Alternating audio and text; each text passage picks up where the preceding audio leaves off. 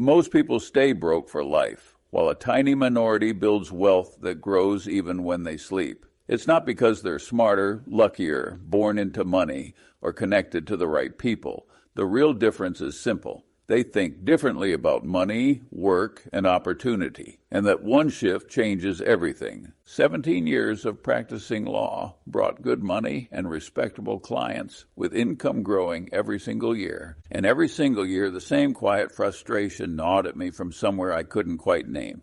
Then one day it hit me with the force of a train. I was working hard in the system instead of working on the system, producing results but not direction. And that realization changed everything. Most people go through their entire careers thinking like workers, showing up, doing what they're told, collecting their paychecks, wondering why nothing ever really changes. They mistake motion for progress, activity for achievement, busyness for building. But there's another way to think, a way that separates those who merely earn from those who actually own, those who survive from those who thrive, those who work for money, from those who make money work for them. What you're about to learn is the difference between these two mindsets, and more importantly, exactly how to make the shift. Once you understand this, going back to the old way of thinking becomes impossible, and you won't want to anyway. What drove me out of a perfectly successful law career wasn't money or boredom or some midlife crisis. The passion to get rich burned inside me for years, but not because I wanted fancy cars or impressive houses. Independence was the goal, and I desperately wanted it. Something about sending invoices to other people struck me as undignified, and I don't know where that notion came from, but it lodged itself deep in my thinking. Think about that word for a moment. Undignified. Here was a Harvard-trained lawyer making excellent money, serving wealthy clients, building a respectable practice. And yet something felt fundamentally wrong about the whole arrangement, something that took years to understand. When you work for others, even when you work brilliantly, you are essentially renting out your judgment to the highest bidder. Someone else decides what problems you'll solve. Someone else determines how much your time is worth. Someone else holds all the strings. The thought kept coming back to me. I'm often smarter than my clients. I usually know better than they do what they should do. So why am I taking orders from them? Why am I building their wealth instead of my own? The worker thinks about how to do the job better. The owner questions why they're doing the job in the first place. That distinction isn't small. It's the whole game. You can grind your whole life and end up with nothing to show for it, not because you lacked effort or skill, but because you operated under the wrong model entirely. Workers sell time while owners buy it. Workers optimize for efficiency while owners optimize for leverage. Workers ask how to get things done faster, while owners ask how things can get done without them. Selling time creates a brutal mathematical ceiling that your biology enforces. 16 hours of work is possible, but 32 is not, and your income stays bounded by the hours you can physically function. But owning assets that produce removes that ceiling completely, because a business can run while you sleep, an investment can compound while you vacation, a system can multiply while your mind focuses elsewhere. Those successful years at my law firm never satisfied me because I liked figuring things out and making bets, preferred making decisions and gambling my own money.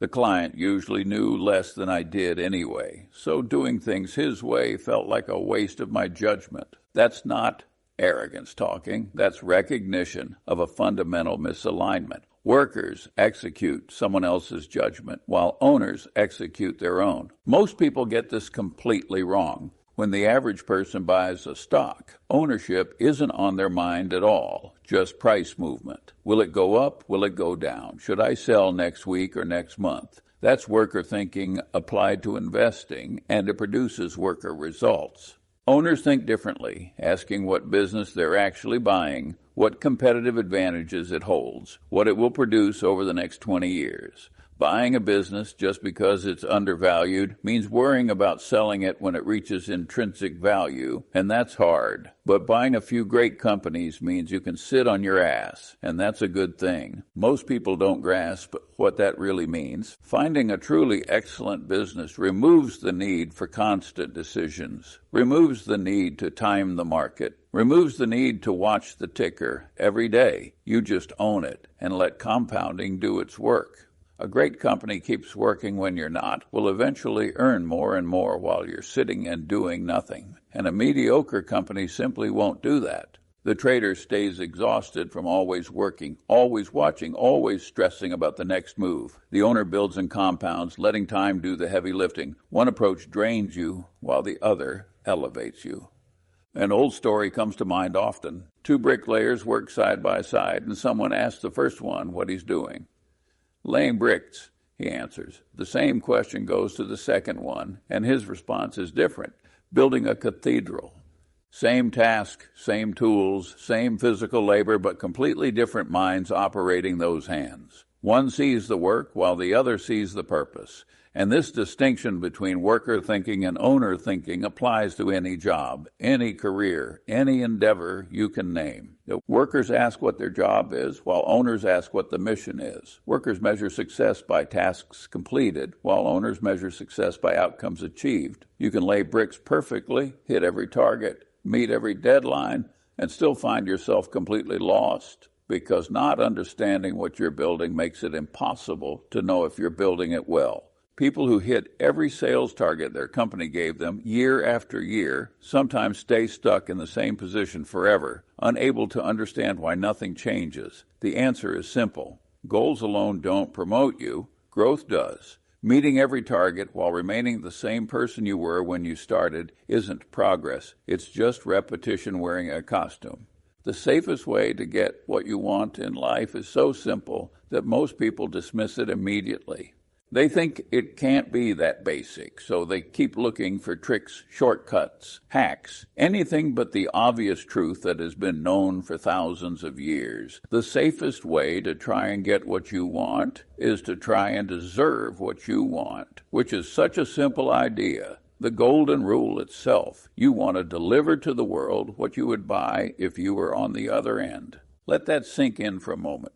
You want to deliver to the world what you would buy if you were on the other end. Workers think about how to get more, while owners think about how to deserve more. This isn't moral philosophy floating around in abstraction. This is practical strategy that works in the real world. Focusing on deserving what you want transforms chasing into attracting, pushing into pulling, selling into serving. By and large, the people who carry this ethos win in life. And they don't win just money or honors or accolades. They win the respect and deserved trust of the people they deal with, and huge pleasure comes from getting that deserved trust. The highest form that civilization can reach is a seamless web of deserved trust, not much procedure, just totally reliable people correctly trusting one another. That's what you're building when you think like an owner. Not just wealth, but trust, reputation, a life where people believe your word, because your actions have proven it true 1,000 times over. Something that will change how you see every business, every relationship, every institution comes down to 10 words. Show me the incentive, and I'll show you the outcome. That's it, the key to understanding almost everything that goes wrong in the world. Being in the top 5% of my age cohort, almost all my adult life, and understanding the power of incentives still meant underestimating it, and never a year passes but some surprise pushes my appreciation of incentive superpower a little further. Think about what that means for a moment. Someone who spent decades studying human behavior, who built a fortune observing how people act, still underestimates how powerful incentives are. Most people don't think about incentives at all, which is why they're shocked when people behave badly, surprised when systems produce terrible results, puzzled when organizations fail. The answer almost always hides in the incentive structure. Federal Express had one hell of a time getting the night shift to do the right thing. Moral suasion failed, and everything else they tried failed too. Then somebody got the happy thought that paying the night shift by the hour was foolish when the employer wanted fault-free, rapid performance of a particular task, not maximized billable hours of employee service. The incentive changed to paying for completed work instead of time spent, and lo and behold,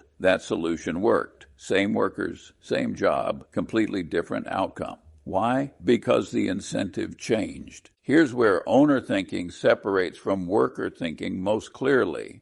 Workers complain about bad systems while owners fix them. Workers blame people for underperforming while owners examine the incentive structure. Workers say these people don't care about quality while owners ask what incentive they have to care about quality. Thinking like an owner means you stop moralizing and start engineering, stop wishing people would behave differently and start designing systems that make good behavior the path of least resistance. Perhaps the most important rule in management is getting the incentives right, and this applies to managing others just as much as it applies to managing yourself. What incentives have you built into your own life? What rewards come for the right behavior? What makes bad decisions costly and good decisions profitable? Most people never ask these questions, relying instead on willpower, motivation, wanting to be better. But willpower fades over time. Motivation fluctuates constantly, and wanting simply isn't enough. Owners build systems that make success automatic, while workers keep trying harder at something that was never designed to work in the first place.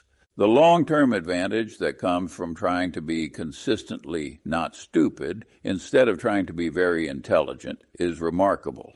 Most people spend their entire lives searching for brilliant opportunities, looking for the next big thing, the secret investment, the hidden gem nobody else has found.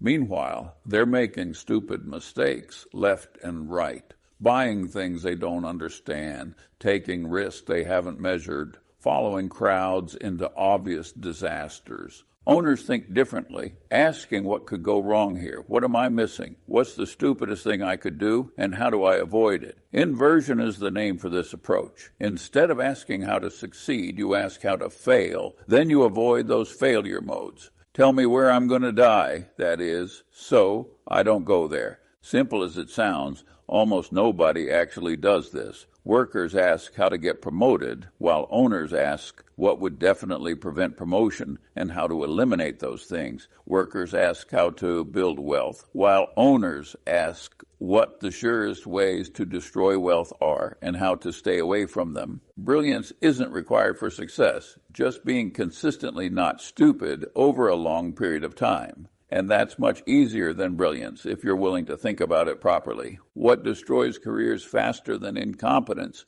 comes down to one habit: being unreliable and not faithfully doing what you have engaged to do will, if you master this one habit alone, more than counterbalance the combined effect of all your virtues, however great they might be.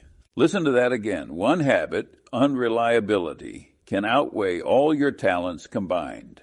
Smart, creative, hardworking, charismatic. None of it matters if people cannot count on you. If you like being distrusted and excluded from the best human contribution and company, this prescription is for you. Master this one habit, and you can always play the role of the hare in the fable, except that instead of being outrun by one fine turtle, you will be outrun by hordes and hordes of mediocre turtles, and even by some mediocre turtles on crutches. Owners understand that reputation is everything. Reputation and integrity are your most valuable assets, and they can be lost in a heartbeat. 20 years of building trust can be destroyed in 20 minutes, while the worker thinks only about the immediate task, the immediate reward, the immediate problem. Owners think in decades, asking what this decision will mean for reputation 5 years from now, 10 years from now, when looking back on life at 80 years old. A college roommate of mine was and is severely dyslexic, but he is perhaps the most reliable man I have ever known. His life has been wonderful so far. Outstanding wife and children, chief executive of a multi-billion-dollar corporation. Not despite his limitations, but because he compensated with absolute reliability. That's owner thinking. Play to your strengths, cover your weaknesses, and above all, be someone people can count on. The most destructive mindset I've ever observed comes disguised as truth. Whenever you think something or some person is ruining your life, it's you. A victimization mentality is so debilitating that it functions like a slow poison in the bloodstream. Smart people sabotage themselves with this thinking constantly, blaming the economy, blaming their boss, blaming their circumstances, blaming everyone and everything except the one person who can actually change their situation, themselves. Workers say the situation is unfair, while owners ask what they can do about it. Workers say someone should fix this, while owners say they'll start improving it. Feeling like a victim is a perfectly disastrous way to go through life. Taking the attitude that however bad it is in any way, it's always your fault and you just fix it as best you can. The so-called iron prescription actually works. This isn't about blame, it's about control. Because accepting responsibility gains power, while deflecting responsibility surrenders it. Victims wait forever for someone else to change their circumstances, while owners look constantly for what they can do next. Life will have terrible blows, horrible blows, unfair blows, and it doesn't matter because some people recover and others don't. The difference isn't luck or circumstances, it's mindset.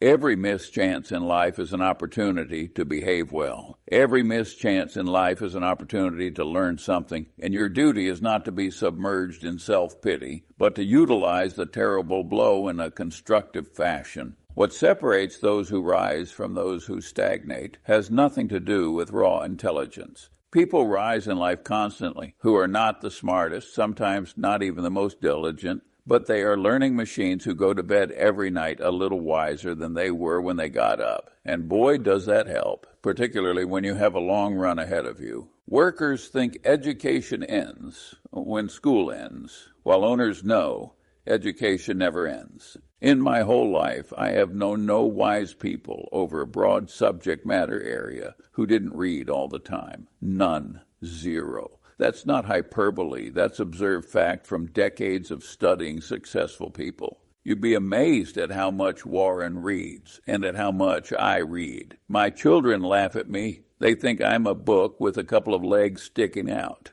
Workers ask what they need to know for this job, while owners ask what they need to know for their life. Wisdom acquisition is a moral duty, not something you do just to advance in life. And there's a corollary to that proposition, which is very important. It means you're hooked for lifetime learning, and without lifetime learning, you're not going to do very well. Here's the brutal truth. You are not going to get very far in life based on what you already know. The world changes constantly. Industries transform completely. What worked yesterday fails tomorrow. Stopping your learning means starting to fall behind. Owners treat every experience as education, every mistake as tuition, every challenge as curriculum. Spend each day trying to be a little wiser than you were when you woke up. Day by day, and at the end of the day, if you live long enough, like most people, you will get out of life what you deserve. Most experts become dangerous precisely because of their expertise. You've got to have multiple models in your head, because if you just have one or two that you're using, the nature of human psychology is such that you'll torture reality so that it fits your models. Workers know their specialty while owners know many fields. The old saying holds true. To the man with only a hammer, every problem looks like a nail. And that's a perfectly disastrous way to think, and a perfectly disastrous way to operate in the world. Think about what happens when someone only knows finance. They see every problem as a financial problem. Someone who only knows marketing sees every problem as a marketing problem, and someone who only knows technology sees every solution as a technology solution. But real problems are complicated, involving psychology, economics, history, biology, physics, requiring understanding of how different systems interact. 80 or 90 important models will carry about 90% of the freight in making you a worldly wise person. Owners build what I call a lattice work of mental models, a framework where different ideas from different disciplines connect and reinforce each other. Elementary worldly wisdom starts with one rule. You can't really know anything if you just remember isolated facts and try and bang them back. because if the facts don't hang together on a lattice work of theory, you don't have them in a usable form. Workers memorize facts while owners build frameworks. Facts are useful for trivia games, but frameworks are useful for life. Mastering the best that other people have ever figured out is the discipline I believe in, because just sitting down and trying to dream it all up yourself doesn't work. Nobody's that smart. Something practical now. 3 rules for career satisfaction, and while meeting all 3 is nearly impossible, you should try anyway. Rule 1, don't sell anything you wouldn't buy yourself. Rule 2, don't work for anyone you don't respect and admire. Rule 3, work only with people you enjoy. Simple rules, but not easy ones. Most people violate all 3 rules their entire careers, selling products they think are overpriced or low quality, working for bosses they despise, tolerating colleagues who drain their energy. Then they wonder why work feels like a prison sentence. You particularly want to avoid working directly under somebody you don't admire and don't want to be like, because it's dangerous. We're all subject to control to some extent by authority figures, particularly authority figures who are rewarding us. Think about what that means for your development. Your boss shapes you, not just your behavior, but your thinking, your values, your character. Working for someone you don't respect means slowly becoming someone you won't respect. Workers take any job that pays well, while owners ask what this job will make them become. If at all feasible, you want to maneuver yourself into doing something in which you have an intense interest alongside people whose company you enjoy. This isn't soft advice floating in some ideal world. This is strategic advice that works in the real one. When you love your work and respect your colleagues, you don't burn out, you don't cut corners, you don't watch the clock. You bring your full self to the job day after day, year after year, and over decades, that compounds into something extraordinary. Warren Buffett and I met at a dinner party in Omaha in 1959. We both grew up in Omaha. We both even worked at the same grocery store as teenagers, his grandfather's store, but our paths never crossed until that dinner. 5 minutes into the conversation, he was rolling on the floor laughing at his own jokes, which is exactly the same thing I did, and I thought, I'm not going to find another guy like this. We've spoken almost every day since then for over 6 decades. People ask what made the partnership work, and here's the truth. We think the same way. We don't have automatic reverence for the pompous heads of civilization. We question everything. We look for what's actually true rather than what's supposed to be true. And we'd rather be approximately right than precisely wrong. But here's what really matters. Those basic career rules have treated me incredibly fortunately in life. And with Warren Buffett, I had all 3. Never sold anything I wouldn't buy. Always respected and admired him. Enjoyed every day we worked together. That's not luck. That's alignment. When your work, your values, and your relationships all point in the same direction, extraordinary things become possible. The long view. Time works differently than most people understand. Over the long term, a stock struggles to earn a much better return than the business which underlies it earns. If the business earns 6% on capital over 40 years and you hold it for that 40 years, you're not going to make much different than a 6% return, even if you originally buy it at a huge discount. But here's the other side of that equation. If a business earns 18% on capital over 20 or 30 years, even if you pay an expensive-looking price, you'll end up with one hell of a result. Mathematics, not opinion. Workers think in weeks and months, while owners think in decades. The big money is not in the buying and the selling, but in the waiting. Most people cannot stand to wait, needing action, needing movement, needing to feel like they're doing something. But in investing and in life, the greatest returns come from patience. Waiting helps you as an investor, and a lot of people just can't stand to wait. If you didn't get the deferred gratification gene, you've got to work very hard to overcome that. Owners understand that most good things compound slowly. Relationships compound, skills compound, reputation compounds, wealth compounds. But only if you give them time. Workers want results now, while owners are willing to wait for results later if those results are better. Sitting with all that cash and doing nothing takes character, and going after mediocre opportunities isn't how fortunes get built. That's owner thinking. Don't just do something. Sit there. Wait for the right opportunity. Wait for the right price. Wait for the right moment. Patience isn't passive at all. Patience is strategic. A sin that offers no pleasure at all deserves special attention. Greed doesn't drive the world. Envy does. Greed at least has an upside, because if you're greedy, you might work hard, build something, create value. Greed can be channeled into productive ambition. But envy is pure poison with no redemptive quality. Envy is a really stupid sin, because it's the only one you could never possibly have any fun at. There's a lot of pain and no fun, so why would you want to get on that trolley? Workers compare themselves to others constantly, wondering how much he makes,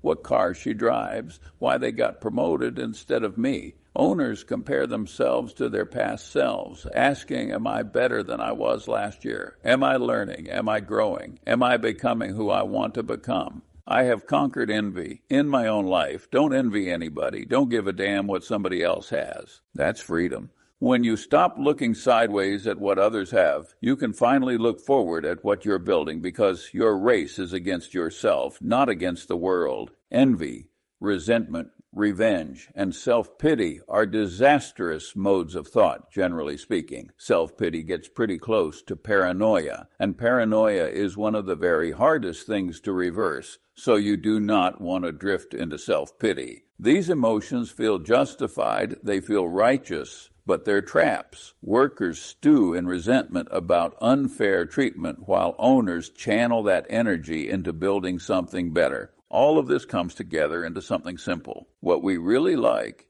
is buying good-sized to very large first-class businesses with first-class management and just sitting there, because you don't have to go from flower to flower. You can just sit there and watch them produce more and more every year. That's the owner's life, not constant hustling, not endless anxiety, not chasing the next big thing, just finding excellent things, owning them, and letting them compound while you live. This applies to far more than money. Find excellent relationships and nurture them over decades. Find excellent skills and deepen them year after year. Find excellent habits and repeat them until they become automatic. Find excellent values and hold them when they're tested. That's how you build a life that works. Workers are always starting over, always chasing, always reacting to whatever's in front of them. Owners build once and compound forever. Finding a good spouse. The best single way is to deserve a good spouse. Finding good partners. Become someone good partners want to work with. Building wealth. Become someone wealth naturally flows toward. It all comes back to deserving. To get what you want, you have to deserve what you want, because the world is not yet a crazy enough place to reward a whole bunch of undeserving people. So here's the final thought. Stop asking what you want and start asking what you must become to deserve what you want. Stop thinking about what you'll do and start thinking about who you'll be. Stop working in your life and start working on your life. That's the shift from worker to owner. And once you make that shift, truly make it deep in your bones, you'll never go back. Because once you see the world through an owner's eyes, the worker's world looks like a prison you somehow escaped from. The door was never locked. You just had to change how you think.